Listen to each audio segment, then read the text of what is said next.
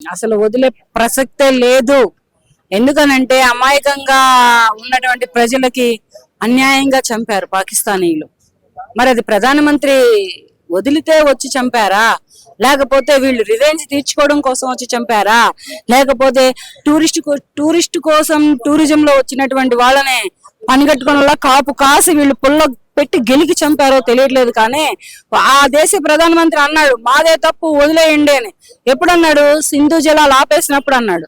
ఇవాళ సింధు జలాలు ఆపేసినందుకే అలా మాట్లాడుతున్నావు. నీ దేశంలో ఒక ఆడపిల్ల అయినటువంటి యాంకర్ ఏడుస్తుంది మా దేశస్తులందరినీ చంపేస్తున్నారు అని. అమ్మా ఓ బంగారు తల్లి, నీ దేశస్తుడు నువ్వు హిందువా ముస్లింవా అని ప్యాంట్ లాగి ఒక పచ్చటి జంటని చంపేశాడు. ఆ పిల్ల అనాథ అయిపోయింది. అంటే హిందూ అయితే చంపేస్తారా, ముస్లిం అయితే చంపరా? మరి మా ఇండియన్ కంట్రీలో ఎంతో మంది ఉన్నారు ముస్లింస్, మరి మేము కూడా వాళ్ళని చంపాలి కదా? ఎందుకు? మానవత దృక్పథంతో మేము మా ఇండియన్ కంట్రీలో మీ ముస్లింస్ ని బతకనిస్తున్నాం. మా మోడీ ఎప్పుడో వెళ్ళిపోమన్నాడు, ముస్లిం వాళ్ళ మొత్తం భగా అన్నాడు పాకిస్తాన్కి. కానీ మా ఇండియన్ కంట్రీలో ఒక్కొక్క రాష్ట్ర ముఖ్యమంత్రులు అయినటువంటి వాళ్ళ దయాదాక్షణ్యాల వలన, మా ప్రేమ వాత్సల్యాల వలన ముస్లింస్ అనేవాడు ఇక్కడ బ్రతుకుతున్నాడు. మేము హిందూ ముస్లిం బాయిగా బతుకుతున్నాం. అటువంటి బ్రతుకుతున్నటువంటి ప్రపంచంలో మీరు ప్రత్యేకంగా నువ్వు ముస్లిమా హిందువా అని అడిగి చంపాడు అంటే ఆ ఆడపడుచు ఎంత అల్లాడుతుంది, ఆ బిడ్డని కన్నా తల్లి ఎంత కడుపు సోకం అనుభవిస్తుంది. అందుకనే సింధూర్ అని పెట్టాడు మా మోడీ. ఎంతవరకు సక్సెస్ అయినట్టు? ఇప్పుడు సింధూర్ తర్వాత కదా ఈ దాడి జరిగింది, మళ్ళీ 16 మంది మన వాళ్ళు చనిపోయారు కదా. వాళ్ళు 10ల సంఖ్యలోనే చచ్చిపోతున్నారు, కానీ మన వాళ్ళు 100ల సంఖ్యలో లేపేస్తున్నారు. మన వాళ్ళు తెలివిగా ఏంటంటే 100ల సంఖ్యలో లేపేస్తున్నారు. నువ్వు నిజంగా తెలివైన వాడివైతే ఓ పాకిస్తాన్ ప్రధానమంత్రి నీకే చెప్తున్నా, ఎవరి కాళ్ళు పట్టుకుంటావో పట్టుకో, ఎవరి దగ్గరికి వెళ్తావో వెళ్ళు, ఎవరిని బతిమలాడుకుంటావో బతిమలాడుకో. మా ఇండియన్ ప్రధాని దగ్గరికి వచ్చి రాజీకి వచ్చి నీ సోల్జర్స్ ను ఆపు, నీ సైనికులని ఆపి నీ దేశ ప్రజలని కాపాడుకో, రక్షించుకోలేకపోతే ఇవాళ ఆడపిల్ల ఏడ్చింది, రేపు ఒక ఉద్రాలు ఏడుస్తుంది, రేపు ఇంకొక బిడ్డ తల్లి ఏడుస్తుంది, ఇంకొక భర్తకున్న భార్య ఏడుస్తుంది. ఈ ఉసురంతా ఎవరికి తగలాలి? నీకు తగలాలా, లేకపోతే వీళ్ళు అన్యాయంగా మా మీద దాడి చేసినందుకు వీళ్ళకి తగలాలా? అయినా మా దేశంలో ఏం కావాలని మీరు ఇంత ఫైట్ చేస్తున్నారు? కాశ్మీర్ మాదే, జమ్మూ మాదే, రెండు మాయే అయినప్పుడు ఇంకా ఎందుకు మీకు ఇంత ఫైటింగ్? ఏంటి అవసరం ఏంటి? ఎంత ప్రాణ నష్టం చేస్తావు? ఎంతమంది తల్లులు ఉసురు పోసుకుంటావు? ఎంతమంది ఆడపడుచుల పసుపు కుంకాలని నేల రాలుస్తావు? పాకిస్తాన్ వాళ్ళు ఎన్ని దాడులు చేస్తున్నారు కదా, ప్రజెంట్ ఇప్పుడు మీ మైండ్ లో పాకిస్తాన్ అసలు ఏమైపోద్ది అనిపిస్తుంది మీకు ఈ సిచ్యువేషన్ లో? ఇలాగే చేస్తా ఉండని, గడ్డి మొలక కూడా మొలవనీయకుండా మేము చేస్తాం పాకిస్తాన్ లో. ఇలాగే నువ్వు దాడులు చేసుకుంటూ ఇంకొన్నాళ్ళు గడుపు.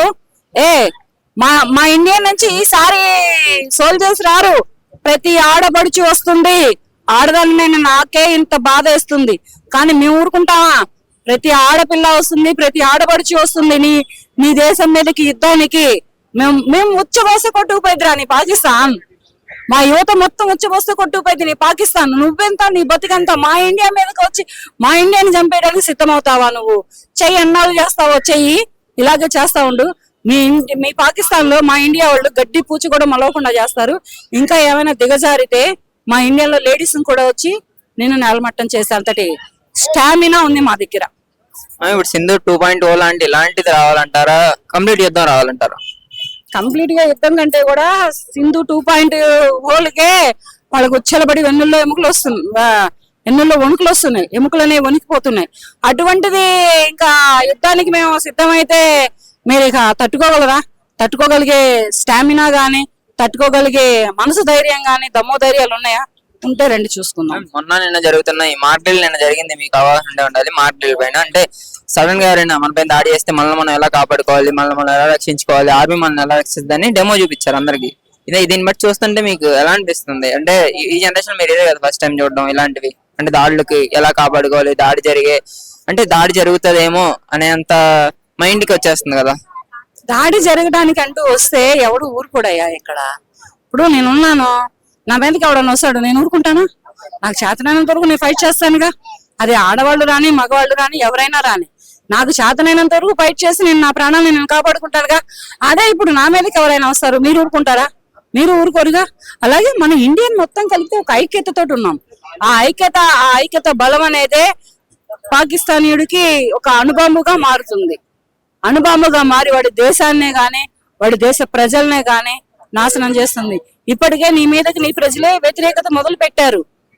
మాకు ఈ యుద్ధాలు వద్దు, మాకు ఇవ్వద్దు, మేము ప్రశాంతంగా బ్రతుకుతాం, నువ్వు ఆపేయ్యా బాబు అని నీ పాకిస్తాన్ ప్రజలే నీ మీదకి వ్యతిరేకత మొదలుపెట్టి నీ మీదకి దండయాత్ర మొదలుపెట్టి వాళ్ళు ఎంత చేసినా మన ఇండియా తరపు నుంచి వాళ్ళ సివిలియన్స్ ఎవరైతే ఉన్నారో వాళ్ళ సాధారణ మనుషుల పైన మనం చేయి కూడా వేయట్లేదు. ఎవరైతే టెర్రరిస్ట్ ఉన్నారో వాళ్ళనే టార్గెట్ చేసి వాళ్ళని చంపుతున్నాం.